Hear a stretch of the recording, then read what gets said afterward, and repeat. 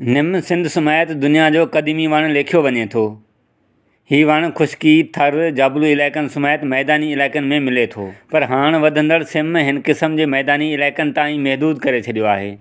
सिंध जो क़ौमी वणु क़रार ॾिनल निम जूं ख़ासियतूं तमामु घणियूं आहिनि। निम मुख़्तलिफ़ बीमारियुनि जे इलाज लाइ पिणु कमु अचे थी। निम छांव, मौसम जे मटिजणु, पखियुनि पारां आना बचा करणु, माल जे चारे तौरु कमु ईंदी आहे। निम खे थोरे घणे फ़र्क़ सां दुनिया जे अक्सर मुल्कनि में हिकु जहिड़नि नालनि सां सॾियो ऐं सुञातो वञे थो। ओलह अफ्रीका में त हिन खे नूरबानी सॾिबो आहे, जंहिंजो मतिलबु आहे चाली, जंहिं मां ज़ाहिर थिए थो त निम 40 खां बि वधीक बीमारियुनि जे इलाज लाइ पिणु कमु अचे थी।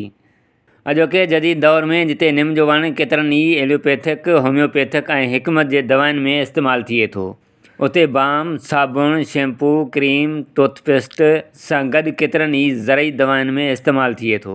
पाकिस्तानी साइंसदान डॉक्टर सलीम ज़मान सिद्दीकी, जंहिं निम जे वण मां जीत मार, तफ़ंदी ऐं बैक्टीरिया मारण जा जुज़ा ठाहिण में कामयाबु थियो। 1942 में हिन निम जे तेल मां 3 मुरकब नबनीन ऐं नबदीन तयारु कया। हीअ मुरकब निम में तमामु घणे मक़दार में मिलनि था। सिंध जो क़ौमी वणु क़रार ॾिनल साओ, सुहिणो ऐं हिकमत सां भरियल निम जे वण जा मुख़्तलिफ़ क़िस्म पिणु थियनि था। मुख़्तलिफ़ किताबनि में कयल ज़िक्र ऐं मक़ामी माण्हुनि मुताबिक़ निम 2 क़िस्मनि जी थिए, चिच साई ऐं ॿी थोरी हल्की साई। चिच साई निम जी काठी वधीक पकी, वज़नी, थुल्ही ऐं वॾी थिए थी, जॾहिं त हल्की साई निम वज़न में पूरी पर पन वधीक हुजण करे छांव में वधीक थींदी आहे ऐं हिन जे ॿूर ऐं पननि में वाज़े फ़र्क़ु हूंदो आहे। सिंध समेत पूरी दुनिया में निम जा हूअं त अनेक फ़ाइदा आहिनि, पर हीउ प्यारो ऐं अखियुनि खे वणंदड़ निम जो वणु जॾहिं कटियो वेंदो आहे त हिन जो काठ पिणु कम जो हूंदो आहे। निम जे वण जे काठ खे सुरो ऐं ॿियो को जीत नाहे लॻंदो ऐं मुख़्तलिफ़ काठ जूं शयूं, जिन में खटूं, हिंदुरा, दरवाज़ा, काठ जूं संदूकूं, छतनि ऐं छपरनि में इस्तेमालु थींदड़ कामूं, पटियूं ऐं ॿियूं शयूं ठहनि थियूं। निम जो मेवो नमूरी वॾे फ़ाइदेमंद आहे।